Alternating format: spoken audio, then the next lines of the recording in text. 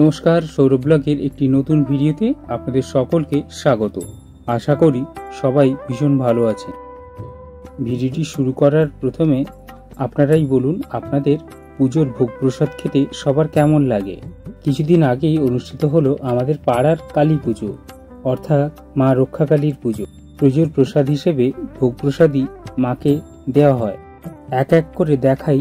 এবার চলুন সেই ভোগ প্রসাদে কি কি থাকে। এই যে অন্নভোগ, চিড়ে এবং ফল প্রসাদ,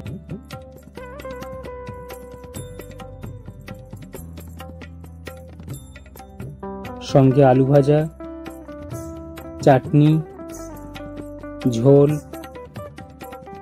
ডাল, আলু কুমড়ো, পটল এবং মাছের মাথা দিয়ে তরকারি, তেতো তরকারি, ঝোলের মাছ এবং আলু। বহু ভক্তের সমাগম হয় ভোগ প্রসাদ নেওয়ার জন্য, তাই মাছগুলো যাতে ভেঙে টুকরো না হয়ে যায় তাই আলাদা করে মাছ এবং আলুগুলো পরিবেশন করা হয়। প্রসাদে কি কি আছে তা তো সব দেখালাম। এবার পালাতে সাজিয়ে নিই প্রসাদ গ্রহণের জন্য। প্রথমে নিলাম অন্নভোগ, এরপর আলু ভাজা,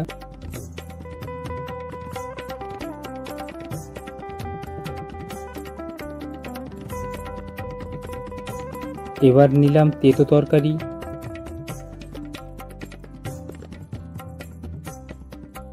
পটল আলু কুমড়ো মাছের মাথা দিয়ে তরকারি,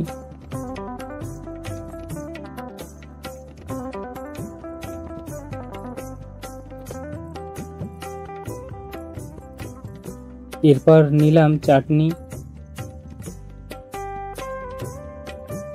নিয়ে নিলাম ঝাল মাছ, আর হ্যাঁ, প্রথমেই নিতে ভুলে গিয়েছিলাম চিড়ে প্রসাদ, তাই সেটাও নিয়ে নিলাম।